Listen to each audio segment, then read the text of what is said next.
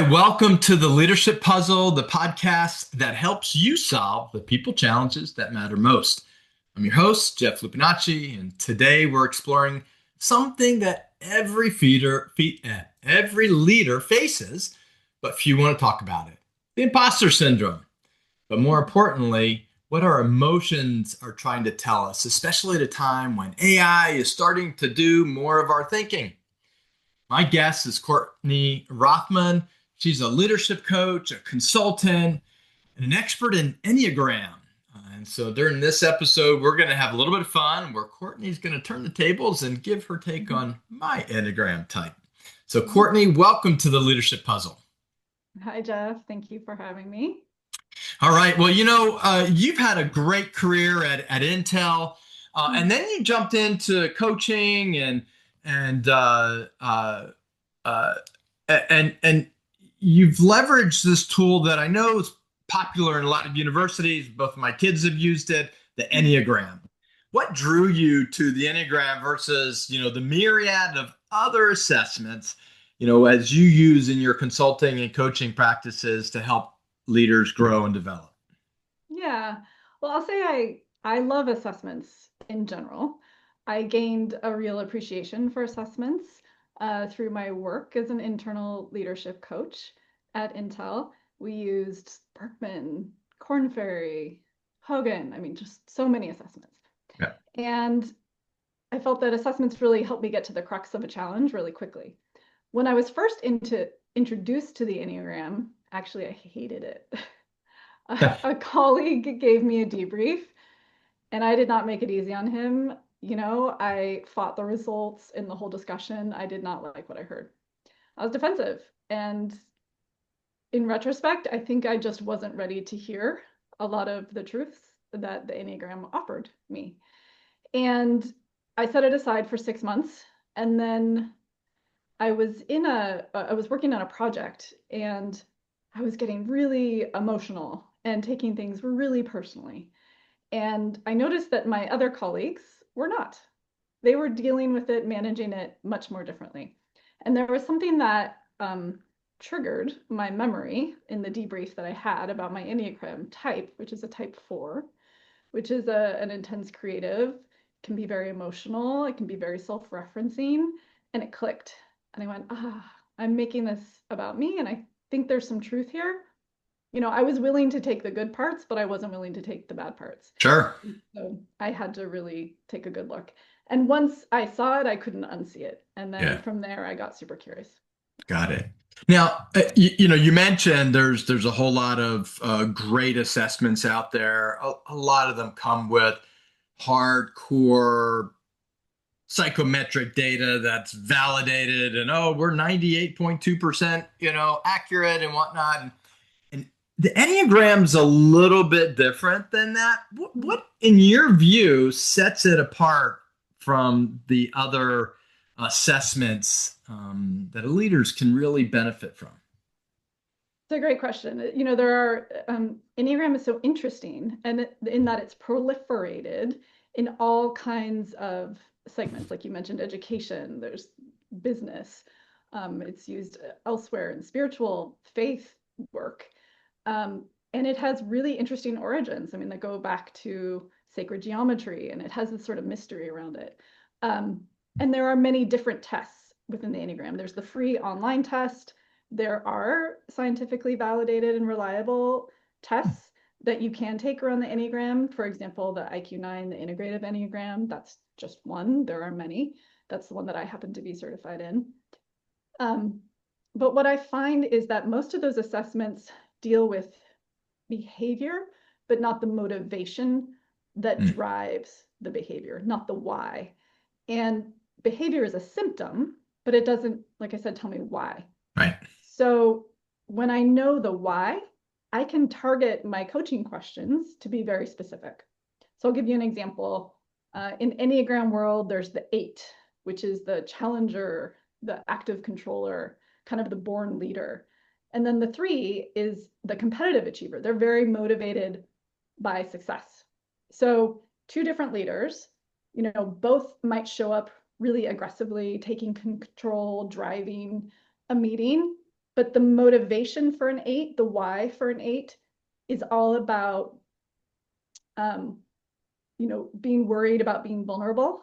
And so they try to take control and they embrace power as a way to not feel vulnerable or worried. Okay.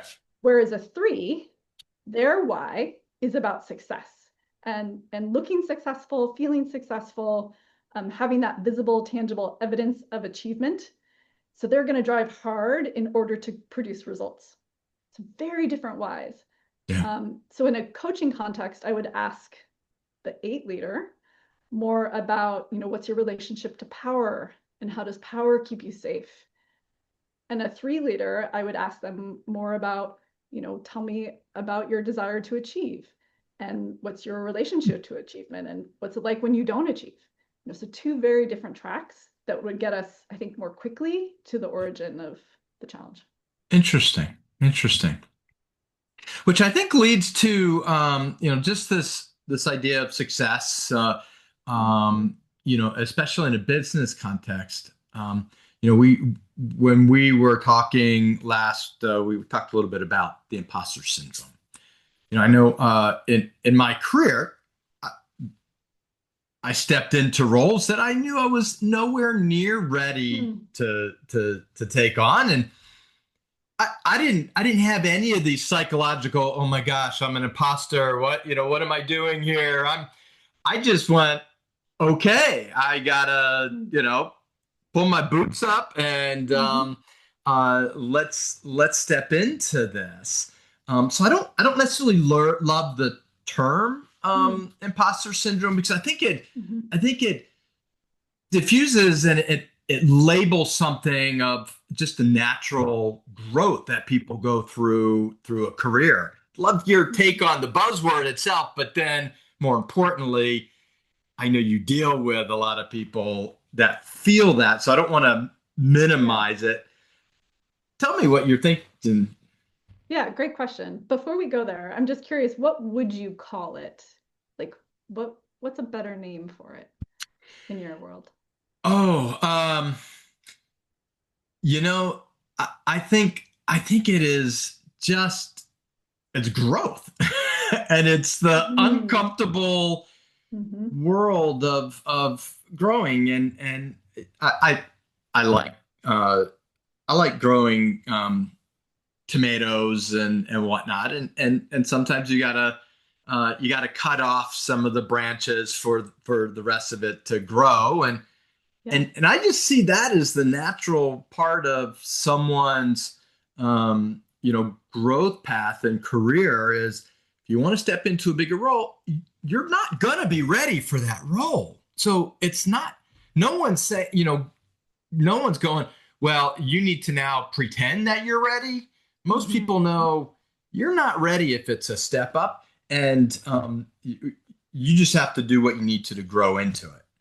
Yeah, I think that's a beautiful suggestion. And I think you're spot on that imposter syndrome arises when we are in growth or in change.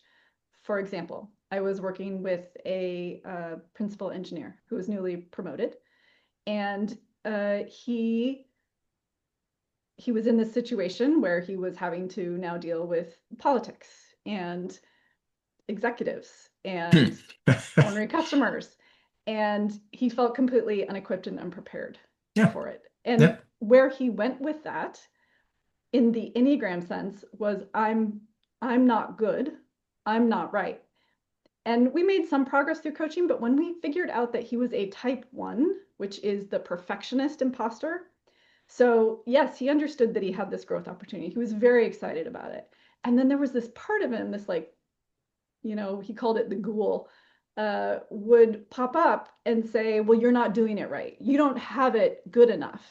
And he went down this trail that, really took away his energy from preparing and embracing the growth and the opportunity and the excitement that he truly did have about this opportunity. But there was this narrative. Now, that narrative is different for each Enneagram type. So even though, everyone experiences, I'd say the root cause is change that triggers imposter syndrome, people take it differently. So depending on your type, which we can talk about a little bit more, around why that may seem more comfortable or more natural for you to embrace that growth and to embrace that change. There could be a few reasons for that, depending on Sure. your Enneagram type.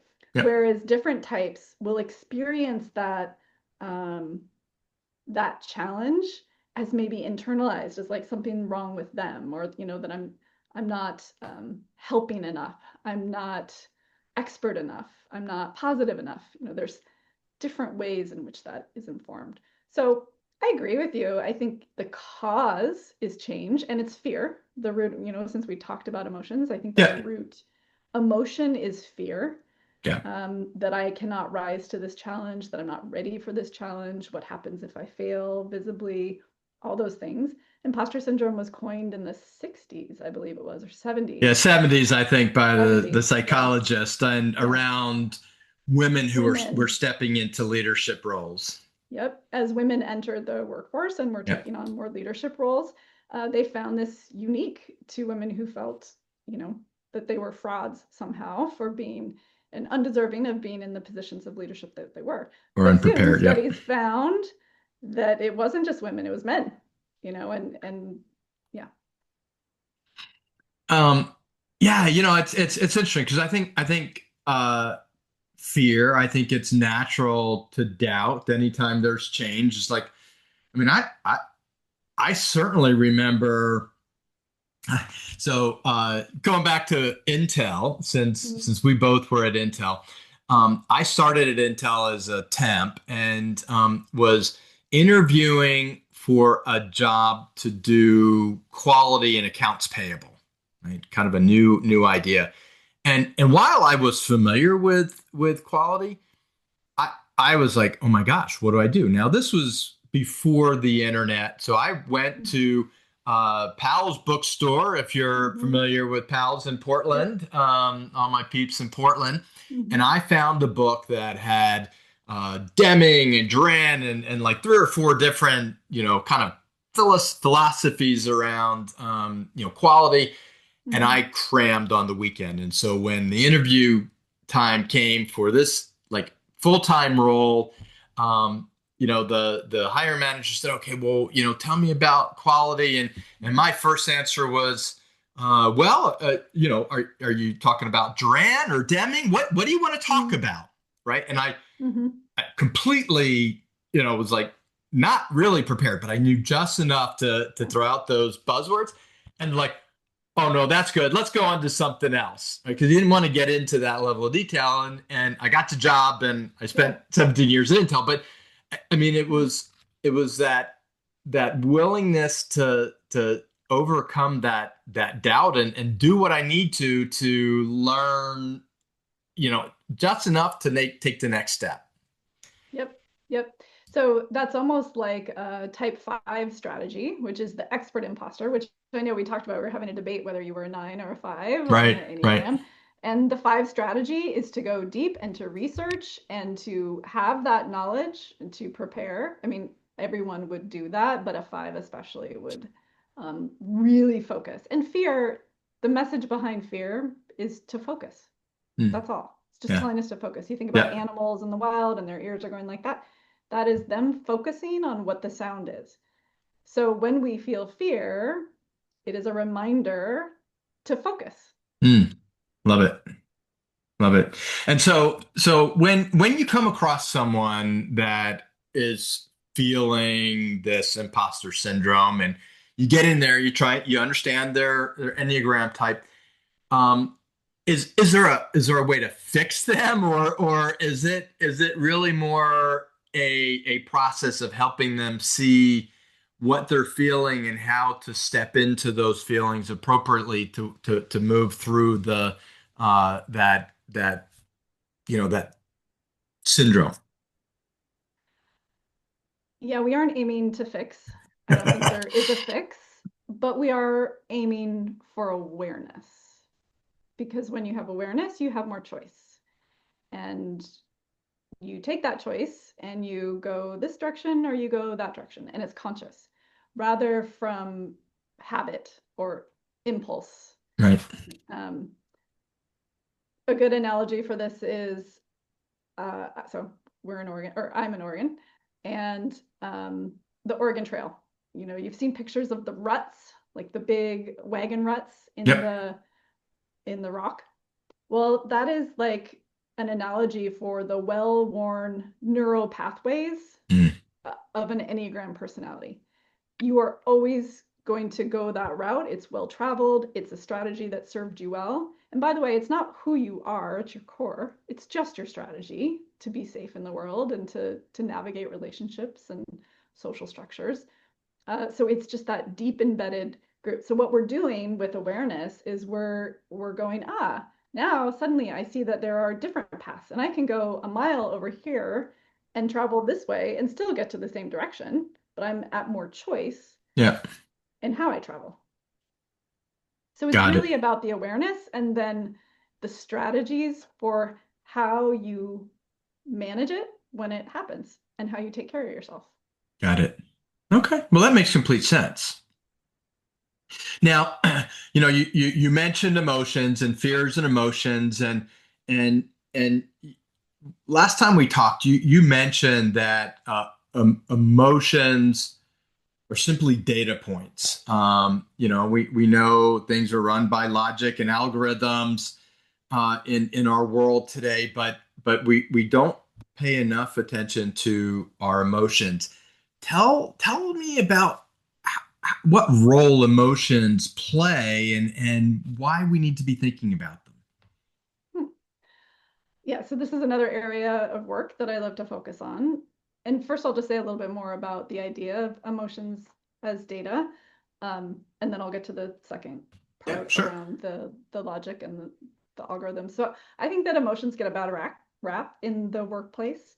And for me, it's really central to the coaching and transformation work that I do. Some people have a natural, and by the way, some Enneagram types have a natural aversion to emotions, and that's understandable. So especially when I was working in tech and working with engineers, I would frame it as data, right? As an engineer, as a technical person, the more data you have, the better. It's just one data point to help you make a decision. And I think part of the aversion is that we're not taught what emotions mean, what the language means. So anger has a very different biological message than fear or than confusion or apathy.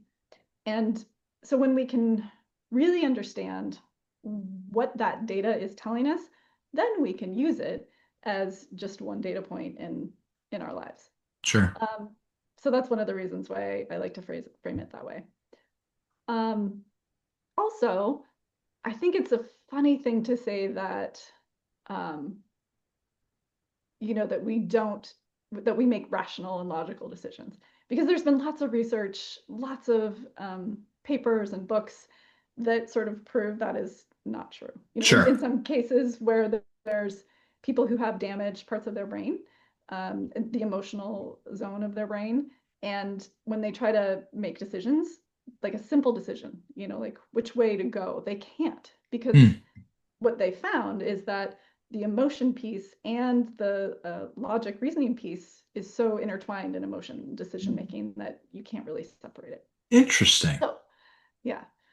So that said, I think also emotions are present because they're a core part of who we are, or that make us human.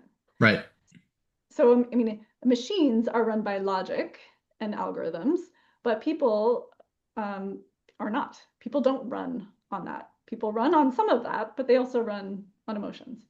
And in the age of AI, where machines are going to do everything better than us, they just will, except they can't do human yet better. They can't be emotional. They can't be in their experience.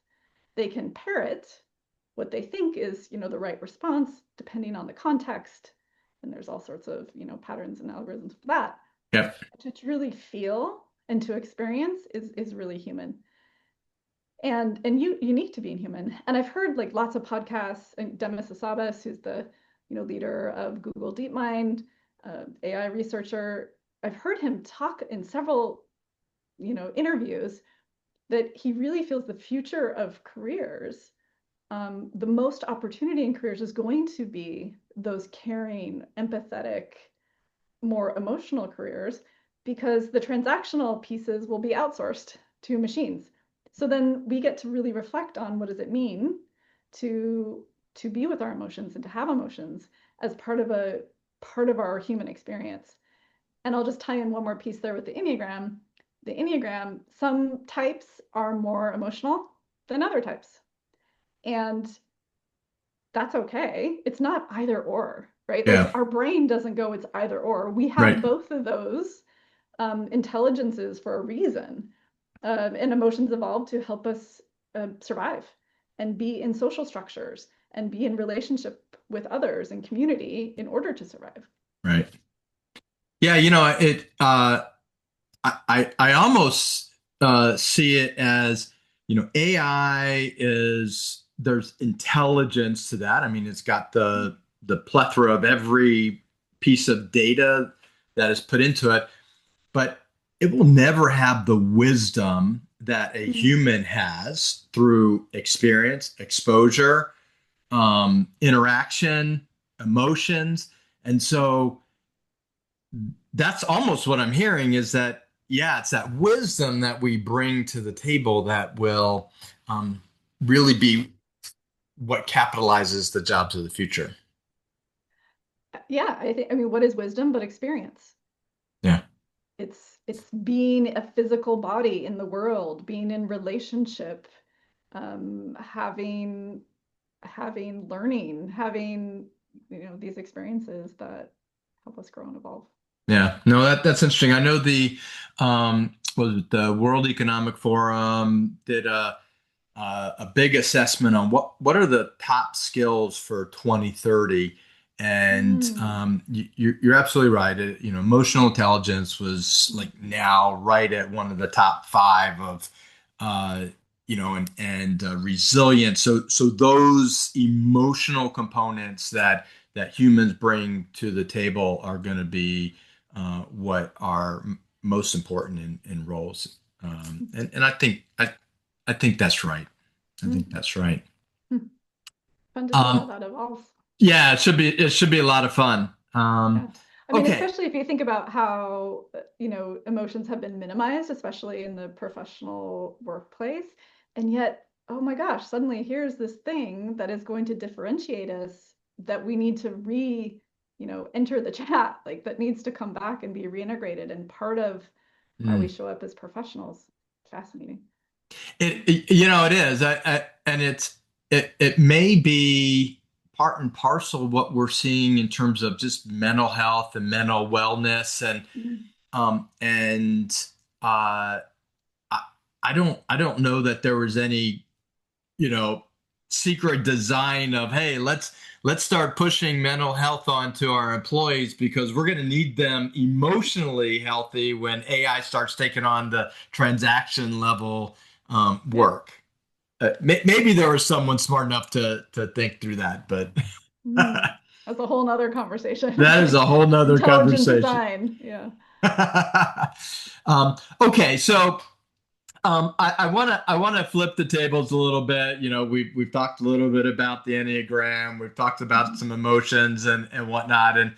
And I you had me take a free test, so we know that it wasn't uh, as accurate as if paid the money for the full assessment. And it said I was a nine. Mhm.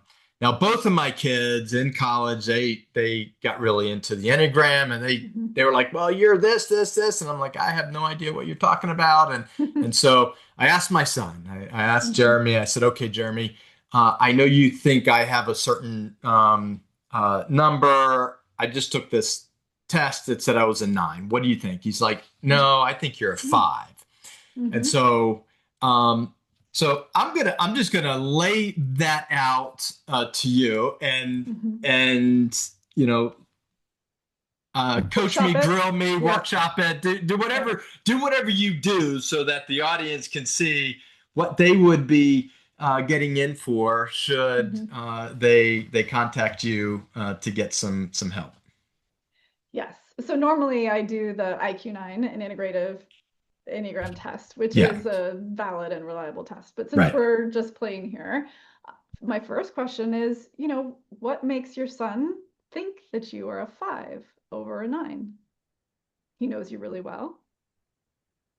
You know what? I didn't really get into that level Oh, of okay. detail because I'm not an expert in Enneagram. He just says, "No, Yeah. I think you're a 5. 5," and I'm like, "Okay, whatever."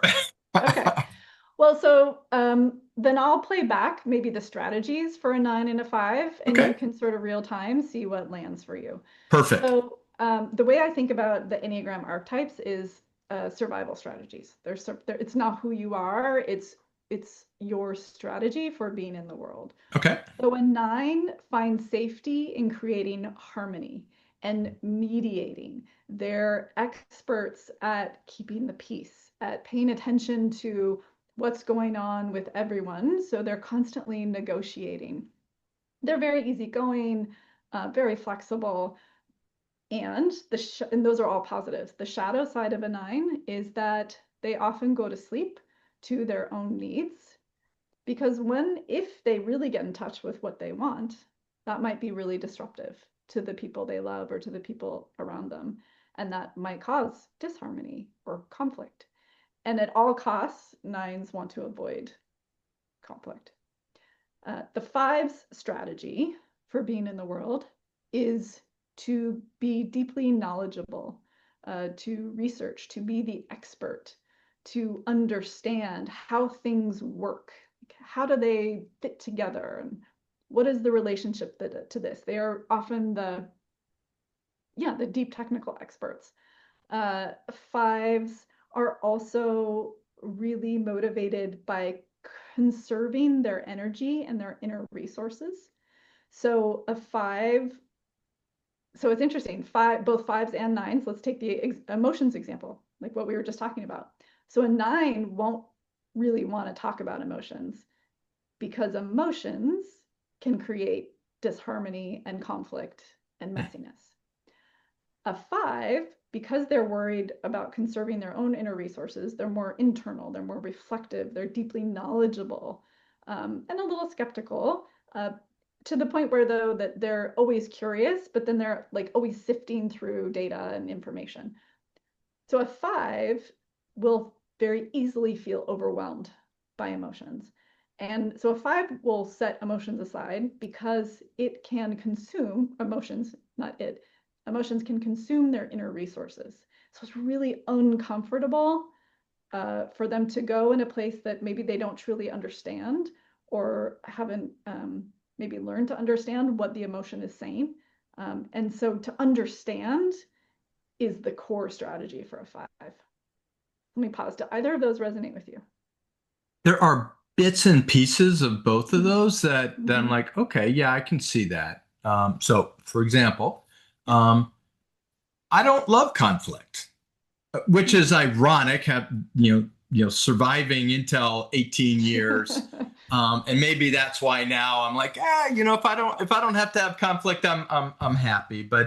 Uh, but in general, my mom, raised me with the old adage, you get more flies from honey, Mm-hmm. and so conflict was never a big part of my life. I can step into it when I need to, but that's I just there that idea of like things to be in harmony, but Mm-hmm. it's not a harmony at all costs kind of a thing. Mm-hmm. um on the 5 side, I Mm-hmm. do I like to understand the why behind especially behaviors. Mm-hmm. And it drives my wife crazy because I'll see someone do something Mm-hmm. and I'll make up a story because obviously I'm not going to go to them and go, well, why did you do that? That just doesn't make any sense. Why you had to behave that way, or Because it's conflict. well, because there'd be a conflict, right? Yeah. But not because it was just like, well, that's just kind of silly. And then why does a company set that process up that way? That's like really stupid. And so I have to kind of make these stories up, which helps as I'm Mm-hmm. writing books and things. But Mhm. from a creative outlet. But so I Mhm. mean, there's bits and pieces, but some of it Mhm. doesn't Mhm. resonate at all. Well, and it could be it's and so there is this other piece of the Enneagram which is called the tri-type. So I would say past interpretation of the Enneagram is that you are one type with like a wing. There are there's more modern work around the Enneagram that talks about the tri-type, which is basically the top three types that you are, because Got it. Enneagram is really a spectrum, um, and it can shift, depending on where you are in your life. I mean, yes, that's the assessments are generally reliable and stable. However, I have seen instances where a person, was like a 6, and then suddenly she went and had kids, and suddenly she was a 2. She was a helper. Well, because she was helping her Yeah. family, helping her children. Yeah. But back to your example, so you have this head type, you have a heart type, and you have a body type in this Enneagram pantheon. And the head type could be a 5 in your case, which means you think like a 5.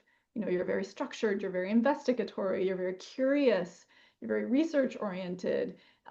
Also, their strategy for dealing with stress is competency. So if a 5 is faced with stress, they double down on the research. My husband's a 5. We just had an instance where we were putting in like a gravel turnout in our property, Okay. and we delivered it. We weren't clear. I had a different version in my head of what it was, and he had a different version in his head. So I'm freaking out because I'm an emotional heart type, and he's like, okay, immediately goes to competency of how can we make this work, and what will and what does it take, and I'm Let's going to get my solve it. Yeah. measurements out, and I'm going to do that.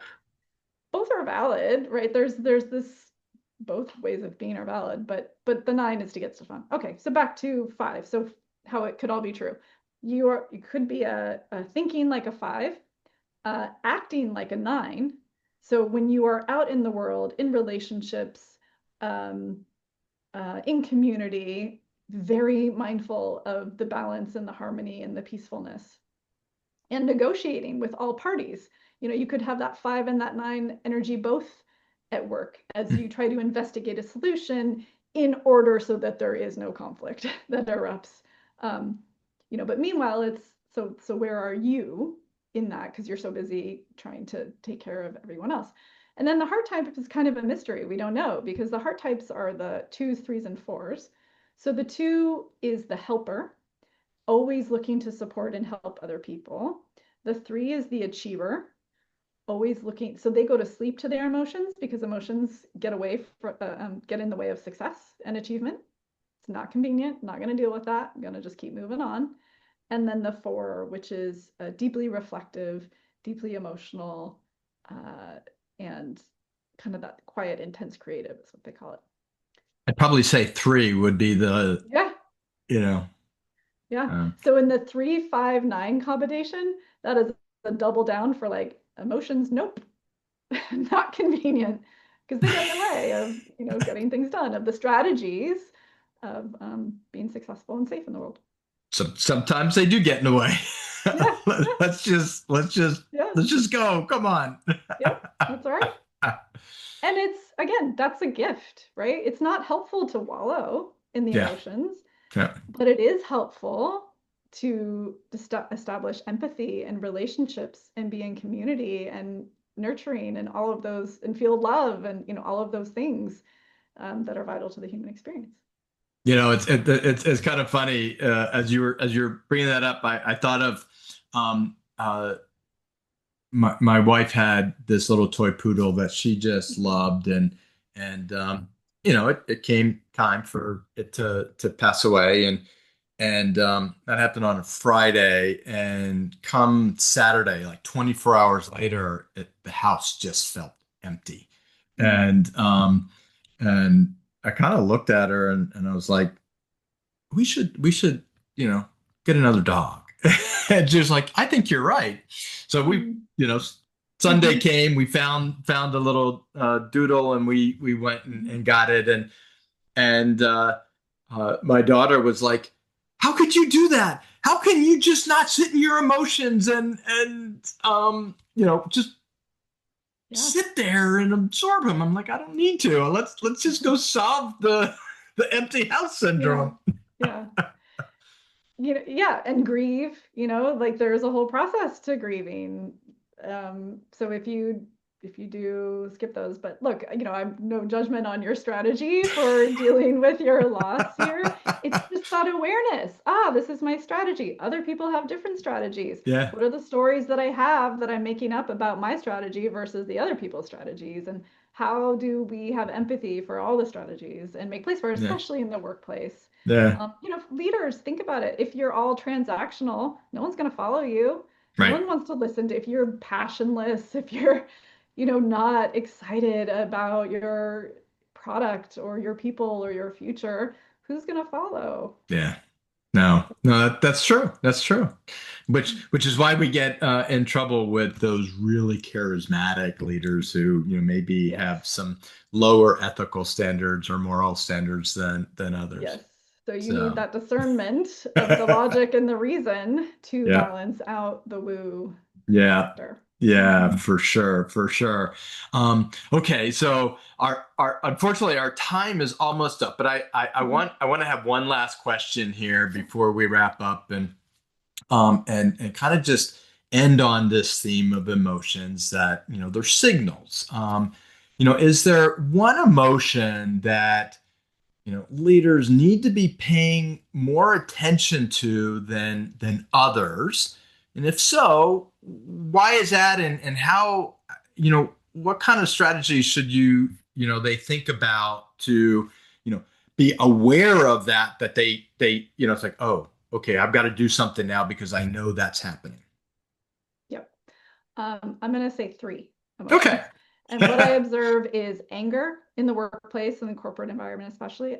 I notice anger, apathy, and fear. Hmm. Anger, the purpose of anger is to alert you that a value or a boundary has been compromised. So when I think about the anger that I see, it's I'm being asked to do more work for less money with less resources, zero transparency, zero accountability, all of these things that are coming up, I'll say, in businesses and country at large. And the question that leaders can ask themselves is, what do I value? What do I need to protect? What is the boundary that I have that other people might be crossing? Um, to take that objective look, like, I'm feeling angry, I'm feeling angry, but what can I do about it? Well, I need to go look at my values. I need to reset what my boundaries are, and I need to protect those boundaries and be okay with that. The other is apathy. So apathy, I see people totally so exhausted from reorgs and poor earnings and changes and blah blah blah and more of the same. And apathy comes online to give you some distance from your anger. So apathy steps forward when it's not safe to express your anger. And why it wouldn't be safe is, hey, I got to feed my family. I got to like get a good review so I keep having a job so I can pay my mortgage. So it is a very wise strategy to become apathetic. The Mm. choice though is, okay, what do I know but I don't want to know? And how is this not knowing keeping me safe and away from my anger, but also distancing me from my values and my boundaries? The third thing is fear. Fear is just focus. It is a reminder, it's that signal to, hey, there is change in the environment. There is change going on in the broader world. You need to focus. You think about, I use that example of animals. They cue in so that they can focus. Right. And then that focus is, what action do I need to take? I'll give a personal example. I used to be so afraid of public speaking. I mean, I am a little bit still, I'm a little bit nervous, You're but doing great. but what I learned is that fear, when I focus on the topic or when I focus on what I really want to express or what I want to convey, then I don't even worry and I don't even think about it because I'm so excited and I'm so engaged, I'm so focused on the topic. But if I start thinking, oh, how are people going to receive it? What are they going to think? Da, da, da, da, that totally disrupts me. Yep. So anytime I am nervous, it's this reminder. I kind of just like, focus. So in the business environment, I would say for people, for workers, and for leaders, bring your attention back to what you want to focus on and what will serve you and support you as the environment changes.